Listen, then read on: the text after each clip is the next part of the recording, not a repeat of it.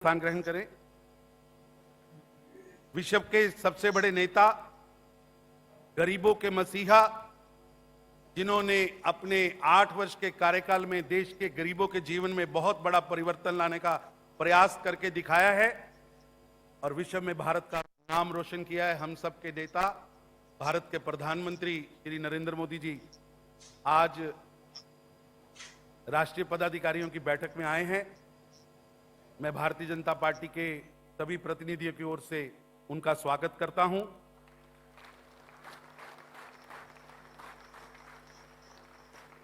और माननीय राष्ट्रीय अध्यक्ष जी से निवेदन करता हूं कि आज की इस राष्ट्रीय पदाधिकारियों की बैठक में प्रस्तावना रखें माननीय राष्ट्रीय अध्यक्ष जी श्री जगत प्रकाश नड्डा जी। भारत माता की।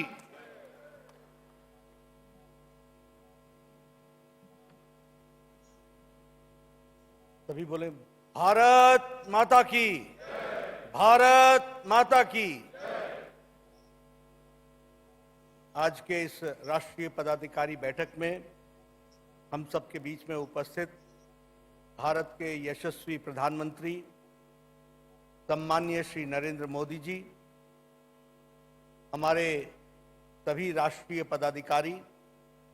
हमारे सभी प्रदेश के अध्यक्ष और संगठन महामंत्री और यहाँ इस कार्यक्रम में उपस्थित मीडिया के सभी साथीगण, यह हम सबका सौभाग्य है कि आज आदरणीय प्रधानमंत्री जी राष्ट्रीय पदाधिकारी बैठक के उद्घाटन सत्र में हम सबका मार्गदर्शन करने वाले हैं। मैं अपनी ओर से और आप सब की ओर से उनका इस बैठक में हार्दिक अभिनंदन करता हूं, स्वागत करता हूं।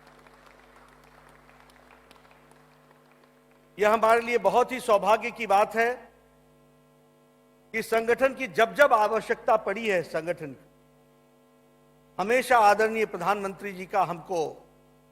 नेतृत्व मिला, मार्गदर्शन मिला और समय मिला है। वह हम सबको अपने व्यस्ततम समय में भी, जब भी पार्टी ने उनसे कोई आशा रखी, वह हमेशा हम सबके मार्गदर्शन देने के लिए हमेशा उनका हमको समय मिलता रहा है। मैं अपनी ओर से और सभी पार्टी के कार्यकर्ताओं की ओर से उनका धन्यवाद करता हूं, क्योंकि उनके मार्गदर्शन से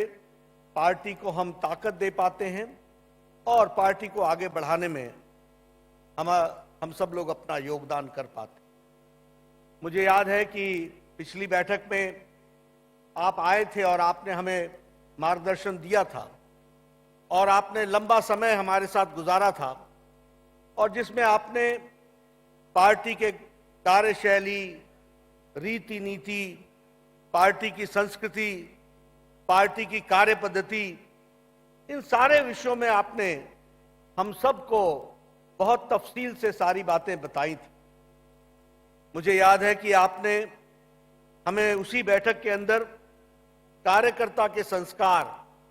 और कार्यकर्ताओं के संस्कार का प्रतिपादन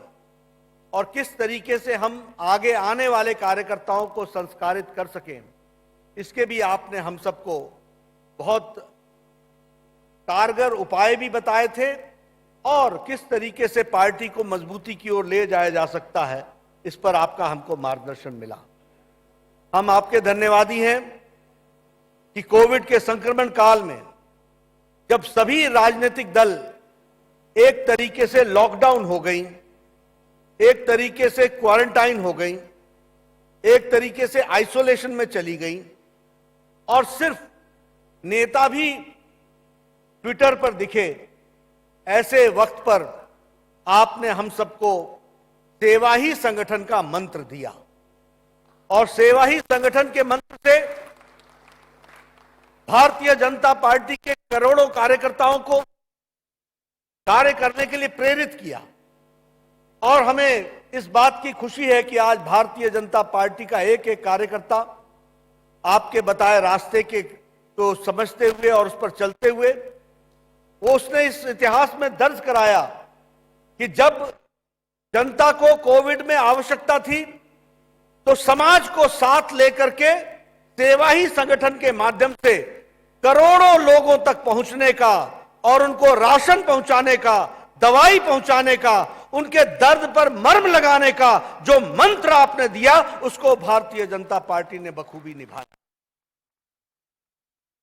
मैं अपना सौभाग्य मानता हूं कि हमें पल पल पर आपका मार्गदर्शन मिलता रहता है और उसी मार्गदर्शन से पार्टी सबल होकर के आगे चलती है। आज हम 4 सत्रों में पार्टी की आगामी योजना के बारे में चर्चा करने वाले हैं और उस चर्चा में हमारे कई विषय रहने वाले हैं। हम संगठनात्मक विषय पर भी चर्चा करेंगे, हम कार्यक्रमात्मक विषयों पर भी चर्चा करेंगे, हम पार्टी का आंतरिक संगठन कैसे मजबूत हो इस पर भी चर्चा करेंगे और इसके साथ साथ पार्टी किस तरीके से आम आदमी के लिए एक अच्छा उपकरण बन सके और आपके द्वारा चलाए जा रहे कार्यक्रमों को लास्ट माइल डिलीवरी तक पहुंचाने में पार्टी कैसे योगदान कर सकती है, इसकी भी हम विस्तृत चर्चा करने वाले। हमें जहां संगठन का सवाल है, हम बूथ सशक्तिकरण की ओर बढ़े हैं। हमने सशक्त मंडल, सक्रिय बूथ, पन्ना प्रमुख तक पहुंचने का हमारा जो कार्य है उसको हम लोगों ने बल दिया है और उसी को आगे बढ़ाते हुए बूथ के सशक्तिकरण और जहां बूथ कमजोर है उसके लिए क्या हम आगे उपाय कर सकते हैं, उन सारी बारीकियों पर हम चर्चा करने वाले हैं। उसी तरीके से लोकसभा में हम कौन से लोकसभा के प्रवास को और आगे बढ़ाएं और किस तरीके से लोकसभा में हम मजबूती के साथ संगठन को खड़ा कर सकें, इस पर भी हम चर्चा करने वाले हैं। प्रशिक्षण हमारा लगातार पार्टी का कार्यक्रम है, उस प्रशिक्षण के कार्य को भी हमने जिला स्तर, मंडल स्तर तक पहुंचाया है, उसका भी हम विश्लेषण करने वाले हैं और उस कंटेंट को हम कैसे और कारगर कर सकते हैं उस पर भी हम चर्चा करने वाले हैं। इसी तरीके से जहां तक कार्यक्रमात्मक विषयों का सवाल है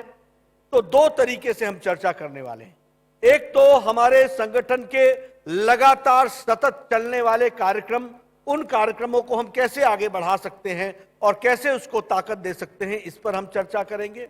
और इसके साथ साथ जो सरकार के द्वारा, आपके द्वारा जो जन उपयोगी, जन कल्याणकारी कार्यक्रम चल रहे हैं, उसके लास्ट माइल डिलीवरी में पार्टी कैसे उपकरण बन सकती है, इस विषय को भी हम चर्चा में आज लाने वाले हैं और चर्चा करेंगे। जहां तक हमारे प्रवास का सवाल है, हम जानते हैं कि लंबे समय तक कोविड के संक्रमण के कारण हमारा प्रवास कम हो पाया। हमें डिजिटल वर्ल्ड का सहारा लेना पड़ा और डिजिटल दुनिया के माध्यम से भी पार्टी को आगे एक्टिव किया। लेकिन अब हम प्रवास पर भी जोर देते हुए मंडल और बूथ तक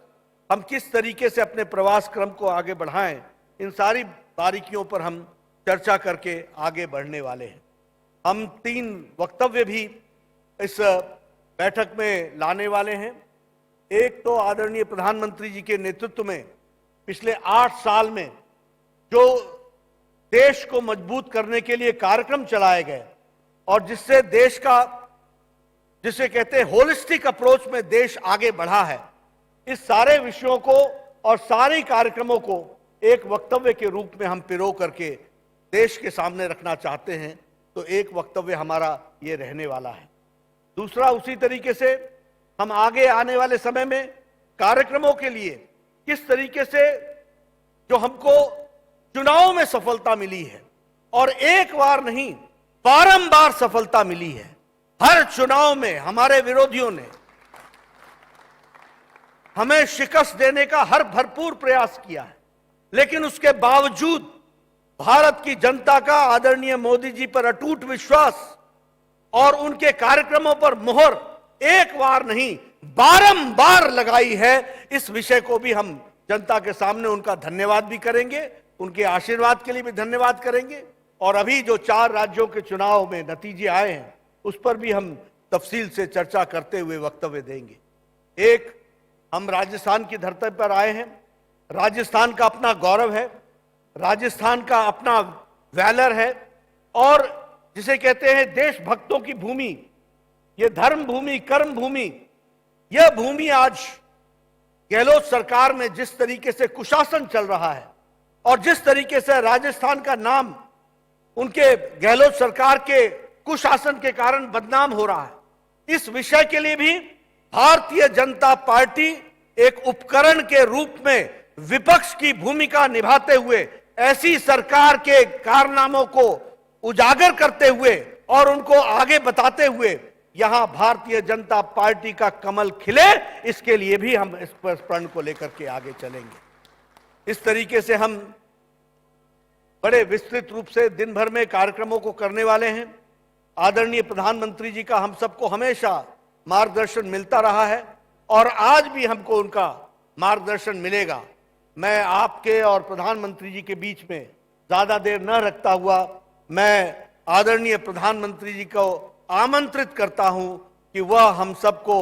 सबका मार्गदर्शन करें और उनको मैं विश्वास दिलाता हूं कि भारतीय जनता पार्टी का एक एक कार्यकर्ता जो आप मार्गदर्शन देंगे उसको अक्षरशः धरती पर उसको लागू करेगा। इन्हीं शब्दों के साथ मैं आदरणीय प्रधानमंत्री जी को निवेदन करता हूं कि वह हम सबका मार्गदर्शन करें। आदरणीय प्रधानमंत्री।